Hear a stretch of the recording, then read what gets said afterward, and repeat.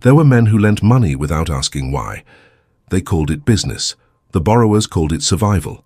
In the neighborhoods of New York, Newark, and Chicago, money had rules that banks did not understand. A man could walk into a corner social club broke on a Monday and walk out with cash before the espresso cooled. No forms, no signatures, just trust measured in fear. If you love stories about power, control, corruption, and hidden empires in plain sight, make sure to follow because this one ends with an empire built on the night collapsing under its own weight. New York City, winter 1964. In those years, money didn't move through buildings, it moved through hands, small envelopes carried across diners, barbershops, and backrooms. The system ran on faith and memory. A man who paid on time could sleep easy. A man who didn't learned what it meant to be remembered. The collectors were called juice men, not because of what they drank, but because of what they squeezed. Their business was quiet. No ledgers, no offices, no mistakes. Interest ran daily, the juice piling up penny by penny. It was a business where mathematics met discipline, and mercy was bad for reputation. The face of that discipline in New York was Frank Funzi Tieri. He never rushed, never raised his voice. He spoke like a grandfather, calm and clear, a man who had seen too much to hurry. Funzi believed in order. He said a neighborhood without rules was a neighborhood waiting to die. He lent to everyone, shopkeepers, cab drivers, bookmakers, anyone who could pay back. He didn't need to threaten. He just reminded. A borrower once asked why the rate was so high. Tieri smiled and said the truth softly. Because I don't charge late fees, I charge respect. That was how he ruled, not with violence, but with patience that made men nervous. When a payment was missed, there was no shouting, just silence, the kind that filled rooms like smoke. He had a man named Lenny who handled the books in his head, and another named Carlo who visited debtors before dawn. They didn't wear suits, they wore routine. Across the river in Chicago, Tony Spilotro was building his own lesson plan. He wasn't patient like Tieri. He believed fear was faster. Where Tieri whispered, Spilotro stared. Short, sharp, restless. He walked like a fuse burning. In Vegas, they called him the ant because he never stopped moving, always working, always hungry. He didn't care about style, he cared about control. Tony started small running errands for bookmakers on Taylor Street, collecting from men who bet more than they had. By the time he hit 30, he understood the math of fear. People didn't borrow from him for profit. They borrowed to breathe. Every man thought he was the exception. Every man paid. The two men never worked together directly, but their worlds shared a heartbeat. Tieri's New York patience and Spilotro's Midwest fire became two sides of the same code. They didn't call it the mob. They called it the business. The rules were simple. Money never sleeps, interest never forgives, and fear travels faster than friendship. For the people living under that rhythm, it felt normal. Bartenders borrowed to cover rent. Cab drivers borrowed to fix engines. Even priests borrowed when a parish roof caved in. The juice men were not strangers. They were part of the neighborhood. Their kids went to the same schools, their wives shopped at the same butcher, and on Sundays they stood in the same church pews. A man could hate the system and still use it. It worked because everyone knew the terms. You paid every week, you didn't skip. You didn't ask for mercy. If something went wrong, you explained it before it became disrespect. Nobody wanted trouble, but nobody doubted it existed. Funzi Tieri once said that the best kind of control was invisible. He was right. Nobody saw the network, but everyone felt it. In 1 week, he could move more money through handshakes than a bank branch did through its windows. Every corner tavern became a satellite office. Every envelope, a heartbeat. Tony Spilotro worked differently. He ran his loans like a test of nerves.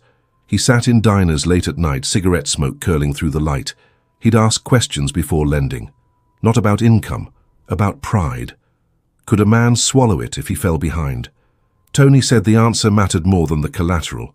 He didn't want weak debtors. He wanted believers. The people who borrowed from him said he had two faces.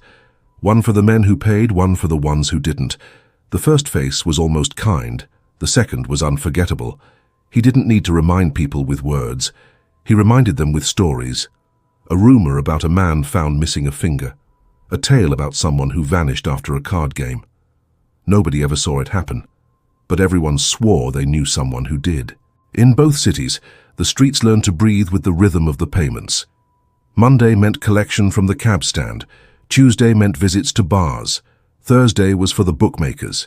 The envelopes traveled like pulse lines. No police, no complaints, no paper trail. The system worked because it felt fair in its own twisted way. If you borrowed, you paid. If you paid, you lived easy. The old-timers said Tieri kept the peace like a schoolteacher. He believed in order because chaos drew attention, and attention was bad for business. When someone tried to cut corners, he handled it quietly. A talk, a pause, a look that made the air feel heavy. Men walked out of those meetings pale but breathing. He said once, "Fear keeps men honest, but respect keeps them loyal." Tony Spilotro laughed at ideas like loyalty. He called it decoration. To him, fear was the only currency that never lost value. Yet even he had his own kind of code. He didn't cheat his debtors.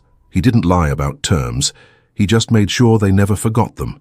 By the late 1960s, loan sharking had grown into one of the mob's cleanest rackets. No blood, no noise, no headlines. Just money multiplying on paper that didn't exist. It connected everything: the bars, the unions, the casinos, the construction sites. Everybody owed somebody, and the chain always led back to men like Tieri and Spilotro. The borrowers told themselves it was temporary. One loan, one favor, one bad month. But the interest never stopped ticking.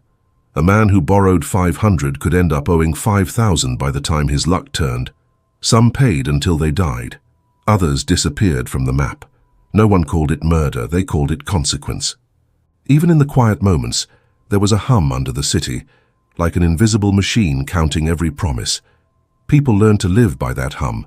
Bartenders saved tips in separate jars, marked juice. Drivers kept envelopes taped under dashboards. Wives budgeted fear like groceries. Everyone in those neighborhoods had a name for the man who lent them money. Some called him Mister, some called him friend, but behind every handshake was the same truth. The debt never ended. It only changed hands. By 1970, both Tieri and Spilotro had reached their peaks. One controlled the East Coast with discipline, the other ruled the Midwest with raw speed. Between them stretched a map of borrowed time, and under that map lived the people who kept it alive. The business kept growing because nobody wanted to stop it. The city needed money like blood, and the juice men made sure it kept flowing. By the early 70s, every neighborhood had its own small circle of lenders. Some reported to the Gambino or Genovese families. Others stayed loyal to the Colombos. It didn't matter which flag you followed as long as you paid up the line. Respect moved upward. Protection moved down. A bartender in Brooklyn once said the system worked like church. You gave a piece of what you earned and prayed the roof stayed up. Most weeks it did. Funzi Tieri ran his business from a social club in East Harlem. The front room had cards, coffee, and old men arguing about the Yankees. The back room was quiet, always too quiet. Men walked in with envelopes and walked out lighter. Nobody ever counted in front of him. Counting meant doubt. He didn't tolerate doubt. He kept the walls bare, the air heavy, the chairs plain. There were no photos, no trophies. He said decoration was for men who wanted to be remembered. He wanted to be obeyed. His calm wasn't kindness, it was control. He believed that the more relaxed he looked, the more everyone else would worry. On the other side of the country, Tony Spilotro was learning the same lesson in reverse. Las Vegas had become his new classroom, a city where the lights never shut off and neither did the money. He had followed the Chicago outfit west, working under men who saw the desert as a blank check. They needed someone who could make discipline look natural. Tony fit the part. He didn't dress like a boss. He wore short sleeves, open collars, cheap watches that kept perfect time. He believed people respected fear only when it came in plain wrapping. Around him, the casinos hummed, cash slipping from gamblers to pit bosses to envelopes that ended up in unmarked hands. In New York, Tieri kept everything slow. In Vegas, Spilotro made it fast. But the rhythm was the same. Borrowers, enforcers, and watchers, all feeding the same machine. The difference was in the heat. Tieri believed too much attention was poison. He taught his men to stay invisible. He once told a collector, "If they remember your name, you're doing it wrong." Tony didn't care who remembered him. He said fear worked better when it had a face. That difference made them famous for opposite reasons. In Harlem, Tieri was a rumor. In Vegas, Spilotro became a story. By 1974, the money moving through loan sharking was staggering. Every nightclub, construction site and taxi stand had someone in debt. The bosses didn't need to sell drugs or steal cars. The city itself became the asset. A man could make a living just managing interest. A good collector earned 10% of what he brought in. A smart one brought in enough to retire before 50, if he lived that long. The system didn't look violent, but it was built on pain. Not pain you could see, pain you could imagine. Borrowers described it like waiting for thunder. They said the worst part wasn't paying. It was knowing someone remembered every word you said. Frank Tieri ran that memory like a librarian. He never forgot a name, a favor, a small lie. When a man told him he couldn't pay this week, Tieri would pause, nod, and remind him of something he had said months earlier. "You told me you'd never miss a Friday," he would say, still smiling. "I believed you." That line alone was enough to make most men find the money. Tony Spilotro didn't waste time with memory. He didn't need to. He built his reputation on what happened when memory failed. The stories followed him everywhere.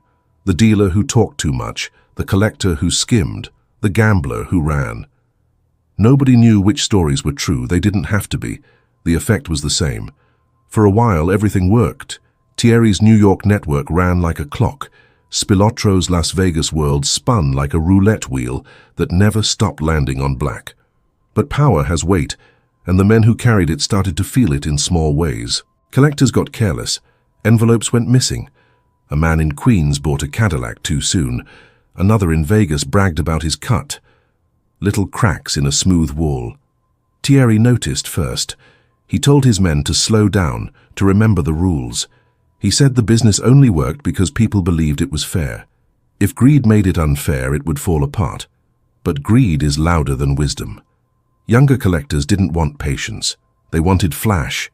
They saw what Spilotro was doing out west and thought they could live like that too. Tony, meanwhile, loved the flash.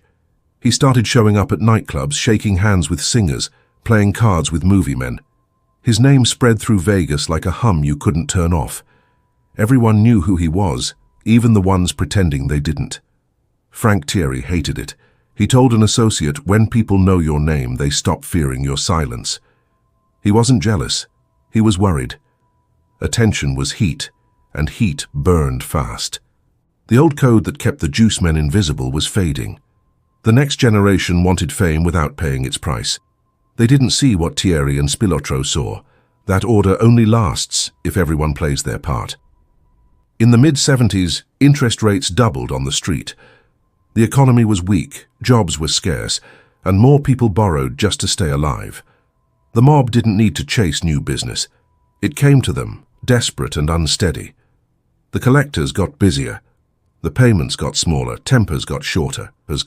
One night in Brooklyn, a young bartender named Sal missed his deadline. It wasn't much, just 200 short. He explained it twice, showed his receipts, swore he'd pay next week. The collector nodded, told him it was fine, and left. The next morning, the bar's front window was smashed and a note was taped to the register. It said nothing. It didn't need to. That silence was the glue holding the system together. Nobody complained. Nobody called police. Everyone just paid faster. By 1977, the juice business had reached its peak.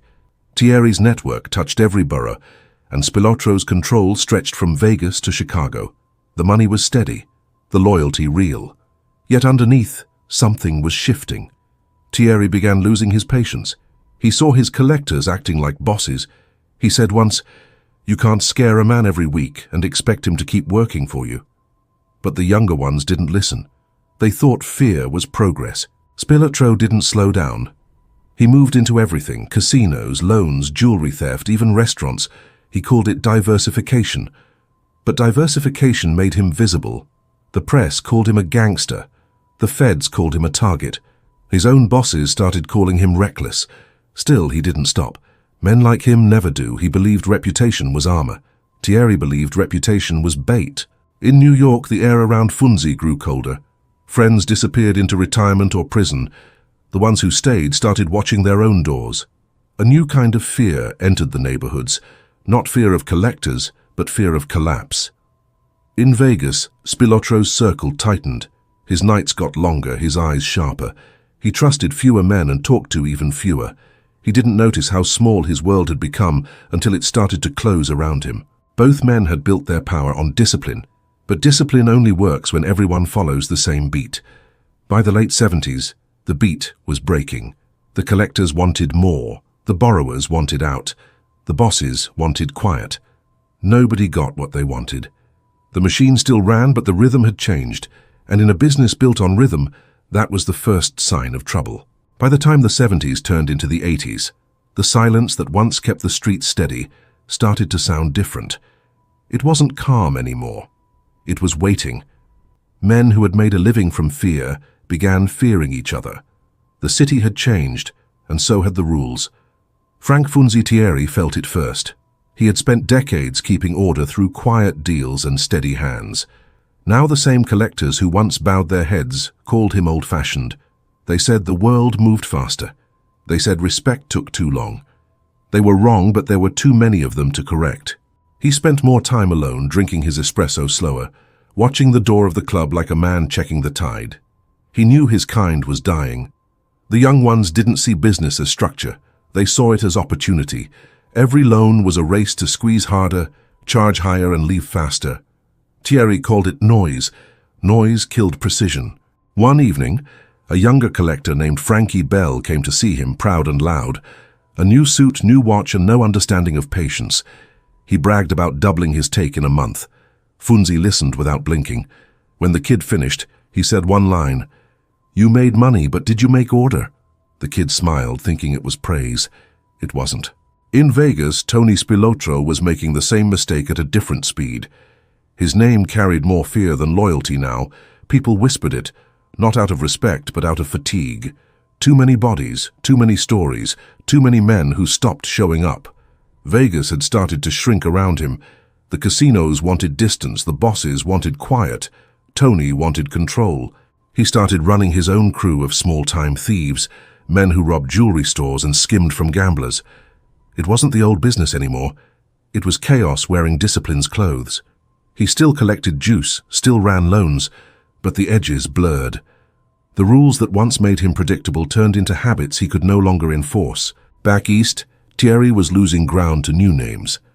Carmine Persico in Brooklyn, Fat Tony Salerno uptown. Men who smiled wider, moved faster, and didn't care how many cracks they left behind. They still came to Funzi for advice, but only to look polite. He gave it anyway. He said patience builds longer empires than greed. They nodded, then left to chase quicker money. Loan sharking had become the backbone of every operation. It touched the unions, the construction companies, even the politicians. But it also became sloppy. Envelopes got mixed up. Payments doubled overnight. Some collectors took from both sides. The trust that once made the machine smooth now turned to suspicion. In a small diner on Arthur Avenue, two collectors argued over a borrower who had gone missing. One wanted to find him, the other wanted to forget him. The argument ended with a shove, a threat, and silence. They didn't notice the waitress watching, or the customer at the counter listening. People remembered faces. The old rule, no scenes in public, was breaking. Funzi Tieri noticed. He said the streets felt wrong, like a song played offbeat. He called it sloppiness. He said sloppiness was how men ended up dead. He told his last remaining lieutenants to tighten things, keep the peace, keep the police out, keep the press guessing. But he knew it was too late. Tony Spilotro didn't have the luxury of slowing down. His name was already in the papers. The FBI watched his moves, the casinos kept him off floors, and the bosses back in Chicago started whispering about control. He tried to act like it didn't matter. He kept showing up in suits that didn't fit right, eating dinners he didn't taste. He started sleeping less, trusting nobody, even his own crew. There was one story from that time people still tell in Vegas. Tony walked into a restaurant one night, saw a man who owed him money, and sat across from him without saying a word. The man couldn't eat, couldn't move. Tony waited 15 minutes, then stood up and said, "You eat like a man who's late on payments." Then he left. The man paid before sunrise. Fear still worked, but fear also exhausted. You can't build peace on exhaustion. Back in New York, Tieri's last years looked like routine running on memory. He still took meetings, still sipped coffee, still watched men walk in and out with envelopes. But the power wasn't the same. The fear that once kept everything balanced now came from outside. Wiretaps, arrests, courtrooms. The law had learned the rhythm and started listening for it. By 1980, Tieri was called before a grand jury. He sat calm, polite, same old manners. They accused him of being a boss. He said he was just a businessman. They said he ran loans, rackets, crews. He said he ran a social club. They said he was feared. He smiled and said, "Only by people who owe me money." It didn't save him. The law was patient now, too. They learned from him. They built their cases the same way he built his business. Slow, quiet, sure. While Tieri faced courtrooms, Spilotro faced paranoia. His Vegas world was collapsing. The casinos pushed him out. His friends vanished. His enemies multiplied. He still tried to collect, still tried to keep order, but the city didn't listen anymore. The gamblers he once protected stopped returning calls. The collectors stopped showing up. The money got smaller. The fear got bigger. Tony's problem wasn't weakness. It was pride. He couldn't accept being ordinary. He thought being feared was the same as being safe. In a world built on control, pride is just another debt, and the interest always comes due. By 1983, he was running out of road. The bosses wanted him gone. The FBI wanted him locked. The streets wanted him forgotten. He still thought he could fix it. He still believed one more meeting, one more show of power would turn things around. It never does. Frank Tieri died in 1981. Quiet, old, and still respected. He left behind no fortune, no trophies, just stories about a man who believed business needed manners. Some called him the last gentleman. Others said he was lucky. Everyone agreed he made fear feel polite. Tony Spilotro didn't get that ending. His came later, rougher and more public. In those years between their falls, the business itself began to rot. Collectors turned on each other. Bosses stopped protecting soldiers. The code that once kept everyone safe cracked under its own greed. People in the neighborhoods felt the change. Borrowers didn't trust the rules anymore. They started hiding, skipping payments, calling in favors with other families. The old discipline was gone. What replaced it was noise. A man who once borrowed for his daughter's wedding now had 4 different collectors at his door. Nobody knew who to pay. Nobody cared who got hurt. The debt that had once been personal turned mechanical. It lost its memory. That was when fear stopped being useful. It didn't guide anymore, it scattered. The same men who built the system now lived inside its confusion. The machine they had oiled for decades had started to grind. Frank Funzi Tieri had always said the city ran on trust. Tony Spilotro proved what happened when that trust disappeared. By 1985, both their worlds were gone, but the debt they created outlived them. After the dust settled, nobody could say exactly when the juice stopped flowing. The collectors didn't retire with speeches or gold watches. They just stopped showing up. One week the envelopes came, the next they didn't. Some blamed the indictments, others said the city outgrew the habit. But the truth was simpler. Fear lost its rhythm. In New York, the old clubs that once echoed with whispers turned into cafes and laundromats. The men who used to stand near the doors now sat alone at counters, stirring coffee like it still meant something. The younger crowd walked past them without noticing. To them, the names meant nothing. Funzi Tieri was a story told in a bar when the night ran long. Tony Spilotro was a headline nobody remembered reading. The neighborhoods didn't collapse. They changed. Borrowing still happened, but now it came with paperwork. Banks learned to sell the same hope that the juice men once lent. Credit cards replaced handshakes. Interest still grew, but it came in envelopes stamped with logos instead of threats. People called it progress, but it didn't feel like relief. Old-timers said something went missing with the danger. They said the fear, in a strange way, kept people honest. When you borrowed from a man you could see, you paid him because you had to look him in the eye. When you borrowed from a company, you just mailed a check. The debt became numbers, not faces. A former collector named Lenny once told a reporter that the streets felt empty without the noise of footsteps coming for payments. He said, People stopped keeping their word because nobody remembered what a promise cost. He wasn't defending the racket. He was mourning its discipline. In Las Vegas, the casinos cleaned their floors and forgot the names that built them. Tony Spilotro's story turned into rumor and movie script. The men who had once feared him started laughing at reenactments of his temper. It didn't make them brave. It made them nostalgic. Fear, once real, became entertainment. Back east, the old social clubs closed one by one. The signs came down. The lights went dark. Inside, dust settled on tables that once held stacks of envelopes. The air that used to hum with quiet deals now smelled of paint and disuse. But in the corners of those neighborhoods, small traces remained. A bartender still folding bills the same careful way.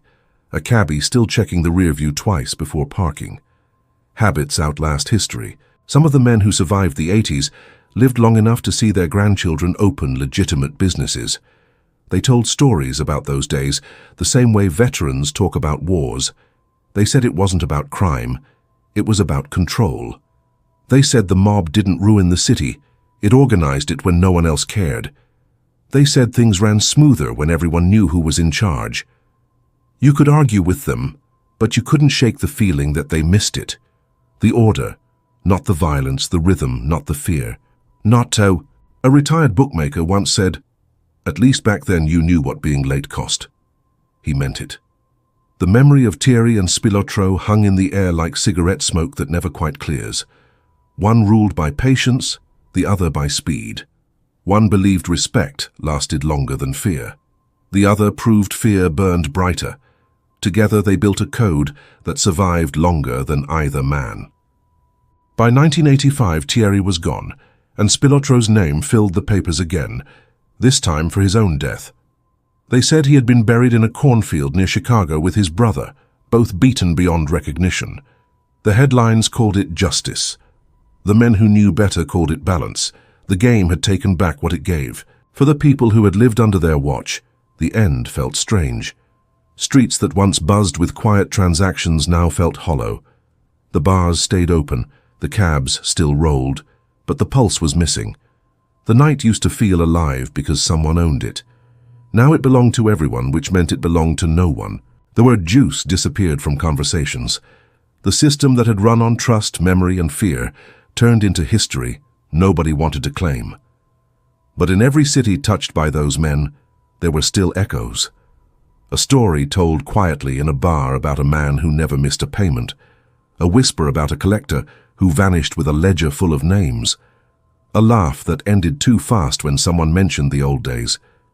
The world moved on, but not completely. Some of the old collectors tried to go straight. They opened car lots, pawn shops, or diners. They said they liked the quiet, but the quiet didn't like them. They missed the rhythm, the knock at the door, the envelope on the counter, the feeling of control. Routine becomes identity, and identity doesn't retire easily. In one small bar in Queens, an old man used to sit near the jukebox every Friday night. He didn't talk much. He just watched people pay their tabs. When someone was short $1, he would smile faintly and cover it himself. He said it kept the balance. No one knew his name. Some thought he used to collect, others said he just liked order. Either way, he never missed a Friday. That was the legacy left behind. Not the money, not the power, but the memory of order. A kind of moral gravity that kept the streets in rhythm. People said it was criminal. Maybe it was. But for those who lived through it, it felt like structure in a world that had too many ways to fall apart. The banks, the courts, the laws, they replaced the mob's handshakes with paper. The loans still came, the interest still grew, and people still lost sleep over bills they couldn't pay. The system didn't die, it just changed clothes. When older men talked about Tieri or Spilotro, they didn't talk about murder or greed. They talked about certainty, about knowing exactly where they stood, even if it wasn't on solid ground.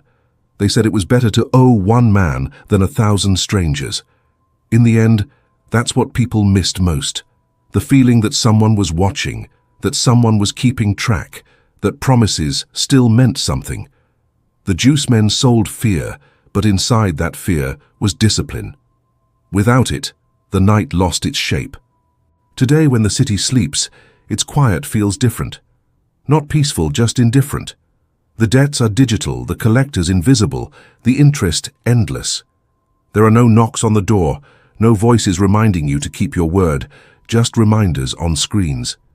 And yet in some forgotten corners, the old rhythm still flickers, a late-night diner with cash-only signs, a man counting tips in silence, a bartender who still closes his register slow, like someone might be watching.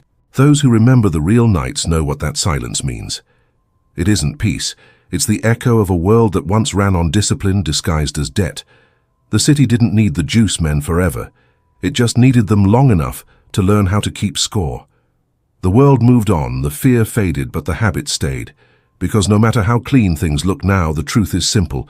Someone always owns tomorrow. And that's the difference.